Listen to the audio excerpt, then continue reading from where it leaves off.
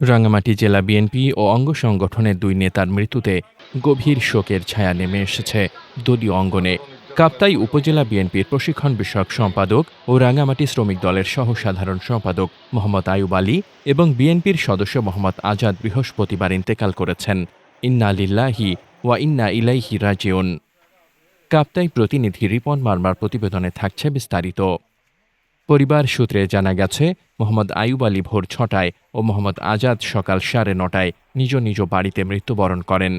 দুই নেতার মৃত্যুর খবর পেয়ে ছুটে যান রাঙ্গামাটি জেলা বিএনপির সভাপতি দীপেন তালুকদার দীপু।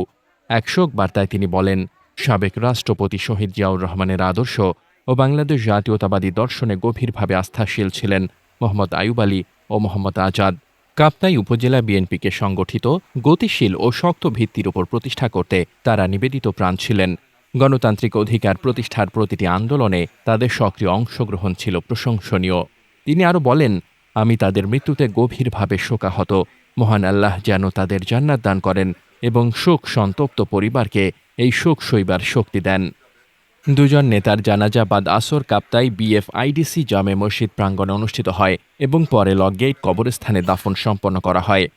শোক জানাতে উপস্থিত ছিলেন জেলা বিএনপির সহ সভাপতি বাবুল আলী ও রহমাতুল্লাহ, যুগ্ম সম্পাদক আলী বাবর ও মোহাম্মদ দিলদার হোসেন, দপ্তর সম্পাদক আব্দুল কুদ্দুস, শ্রমিক দলের সাধারণ সম্পাদক কবিরুল ইসলাম কবির, কাপ্তাই উপজেলা বিএনপির সভাপতি লোকমান আহমেদ, সাধারণ সম্পাদক ইয়াসিন মামুন, সাংগঠনিক সম্পাদক উথো আইমং মারমা, ক্রিয়া বিষয়ক সম্পাদক মোহাম্মদ ফারুক খান, প্রবাসী কল্যাণ সম্পাদক মোর্শেদ কামাল, বিদ্যুৎ শ্রমিক নেতা মোহাম্মদ বিলাল হোসেন, উপজেলা স্বেচ্ছাসেবক দলের সম্পাদক মোহাম্মদ রফিক, যুবদলের সদস্য সচিব ইব্রাহিম হাবিব মিলু এবং যুগ্ম আহ্বায়ক সুমন মারমা।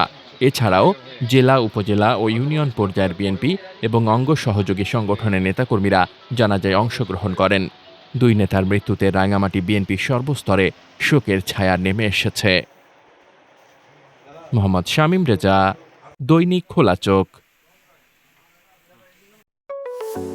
আপনার স্বপ্নের যাত্রা হোক ফ্লাই ইনফিনিটির সাথে।